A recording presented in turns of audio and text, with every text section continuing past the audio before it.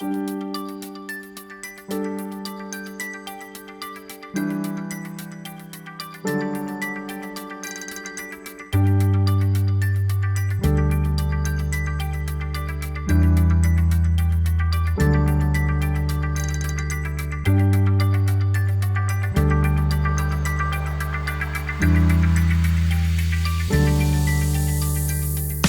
there, Lindsay from the Live-In Kitchen here. It is still pretty cold and wet here in La Crosse, Wisconsin, so I am once again out on a paved trail, giving some of the more rugged trails a little more time to firm up. And I am on the trail between State Road Elementary School and Chad Erickson Park. This is a great, easy trail to walk. You can also bike on it. They just paved it a couple years ago, but I've been coming here for years, and there are still a few little offshoot trails that I'm excited to show you. While we're out walking today, I wanted to share with you a few of my favorite Easter recipes. These are great for any time of year, even if you don't celebrate Easter. But I know holidays can be a little hard for vegetarians and vegans. Maybe you had traditions growing up that you want to recreate, or you just want something that feels a little more special. So the first recipe we have is for Instant Pot scalloped potatoes. This is super easy to make, and it's actually what made me fall in love with scalloped potatoes. Second, we have vegan ham, which, I mean, doesn't taste exactly like ham, but it has those smoky, salty flavors and a really great texture that I think you're gonna love as a main dish or in a sandwich. Finally, I feel like cream cheese just screams Easter to me and springtime, so I'm sharing with you my oatmeal chocolate chip cake with cream cheese frosting that is also flavored with cinnamon. Before we get started, I would really appreciate it if you gave this video a thumbs up and hit subscribe. Otherwise, I'm gonna get going on the trail while you dive into those scalloped potatoes. We're going to start with our Instant Pot scalloped potatoes. These start with 2 pounds of Yukon Gold potatoes peeled and sliced about 1/4 inch thick. We're also adding 1 cup of vegetable broth, onion powder, garlic powder, salt and pepper, and finally dried parsley. Make sure your Instant Pot valve is sealed and set it to pressure cook for just 1 minute. It'll take about 10 minutes to come up to pressure, and when that's done, you can do a quick release of the valve.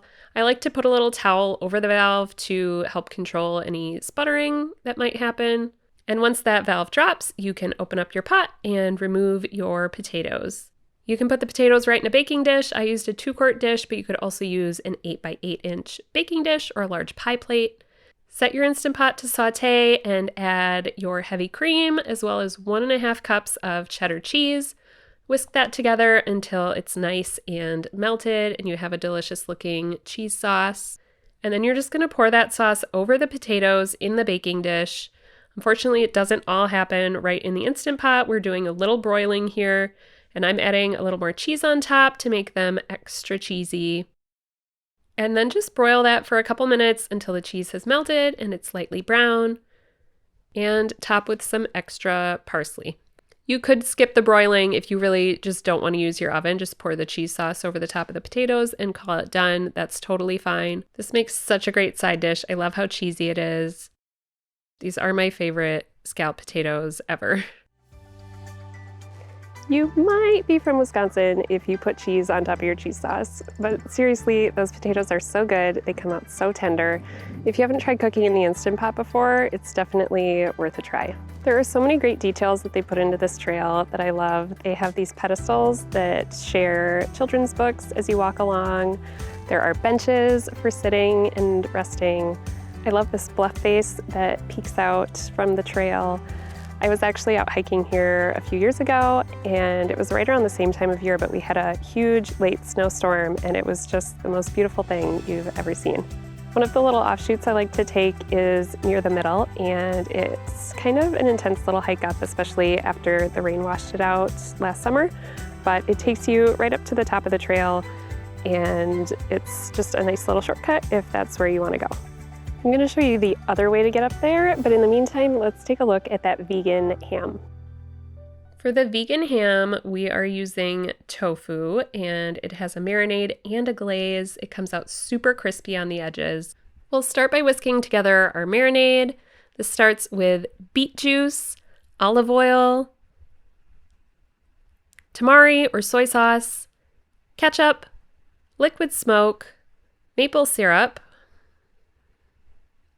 Dijon mustard, onion powder, garlic powder, smoked paprika, and salt. Stir that all together until it's nice and combined. And then you're going to add your pressed tofu. I'm using extra firm tofu and it has been pressed already. I like to slice it kind of ham-like, if that makes sense. There are some pieces that are thicker, some that are thinner, and really those jagged edges are what's really going to give you a great texture. So just cover it in the marinade and we're going to let that sit for about 30 minutes, flipping at least once. And while that's marinating, we're going to get our glaze together.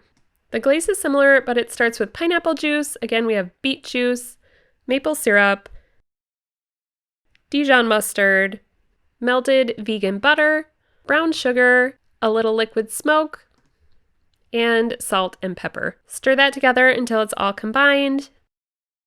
And then we're going to lay our tofu out on a baking sheet covered with parchment paper.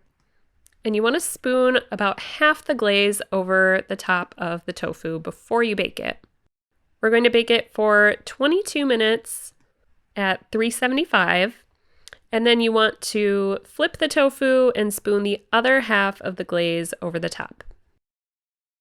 You can see the edges and the glaze are starting to get a little crispy. That's why you want to make sure you use the parchment paper to keep it from sticking and really messing with your pan. And we're just going to bake this for another 22 minutes until it is crispy and lightly browned. And it comes out just this great texture. Obviously, it's not exactly like ham, but I think it's the next best thing.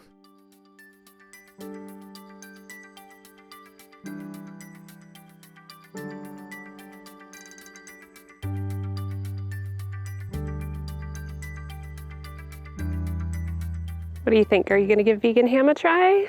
It's a really great option. You know, a lot of times vegetarian or vegan meals can start to just seem like a lot of side dishes put together, but it's nice to have a main dish option. I made it to this beautiful little circle that they've put in for meetings or gatherings. This is new, and so are the affirmations that they put along the trail, which I really appreciate. A lot of times I'm coming out here walking, you know, to get a little mood boost, and the affirmations are really nice and help add to that. You can also see this is where that other trail that I showed you comes up. It's a little bit of a dangerous trail to hike up, but it's super short. But the easier way is definitely through this gravel path that they've put in, and it's labeled outdoor classroom. So that's how you can find this fun little spot. This is kind of a dead end here, but when you're coming up or heading back, the trail splits off, and that's one of my favorite spots on the trail. Just, it's so quiet and there's beautiful light coming through the trees, and that trail comes out actually on the road. And sometimes I use that trail to connect to the Haas Tract, which is another great hiking spot in La Crosse. And you do need to walk on the road uphill for a little ways, but it's pretty easy to get to, and it's nice to have a way to connect those two trails. I have a couple more special things I want to show you on this trail, and while I head over there, why don't you take a look at my oatmeal chocolate chip cake. This oatmeal chocolate chip cake is going to start out the best way possible. We're mixing chocolate chips with bourbon. Give that a nice stir until they're all coated, and then you're going to add a little flour and stir it again until they're all covered. This is going to help keep them from falling to the bottom of your cake. Next, in a bowl, add your oatmeal and cubed butter and top that with hot water. Let it sit for a minute to let the butter melt and then give it a good stir. We're going to let that sit for 25 to 30 minutes until it has cooled off. In another bowl, add your light brown sugar, granulated sugar, whisked egg, baking soda, baking powder, and cinnamon. Whisk that until it is nice and smooth and glossy. And then we're going to fold that into our oatmeal mixture. Once that's all combined, you can add your flour. You really don't want to stir this too much, just until the dry ingredients are combined, and you're also going to fold in your chocolate chips. Grease a baking pan. I like to just rub the stick of butter right on the pan and then get your batter in there and spread it out evenly. We're going to bake this at 375 for 35 to 45 minutes until a toothpick inserted in the center comes out clean.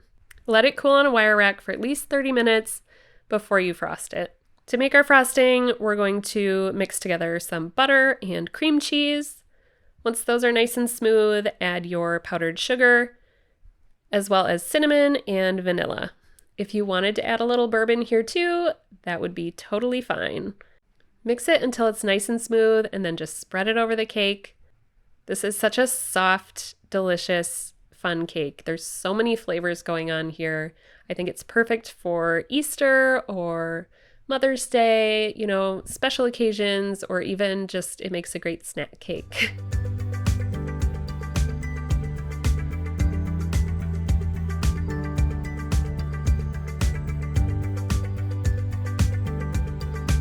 Bourbon and cake, what could be better? I don't know. I just feel like this is a really unique cake because of the texture you get from the oatmeal and the chocolate chips, and it just feels like springtime to me, but it's a great cake for any time of year. One of the last things I wanted to show you was this little meditation area that they've put in. It's so quiet and cute, and I love that they put grass on the roof of the hut at the end here. Sometimes you can see just tons of baby turtles in the water and getting some sun on the logs. It's a really quiet, thoughtful place. You can also see we're here pretty much at the end of the trail. You are rewarded at the end with a lovely little park. This park is in memorial of Chad Erickson, and it's super adaptive for people of all abilities. It has a fishing pond where you can roll up in a wheelchair. The playground is low to the ground and really accessible. It's just a really nice, thoughtful place to come and spend some time. I am ready to head back home, but I hope you'll try one of these recipes for your Easter this year, or anytime, really. Leave me a comment down below to let me know which one looks good to you. And I hope before you leave, you will give this video a thumbs up and hit subscribe so I can keep making these videos and going on adventures with you. Hope you get outside today, and I'm excited to see you next time. See ya.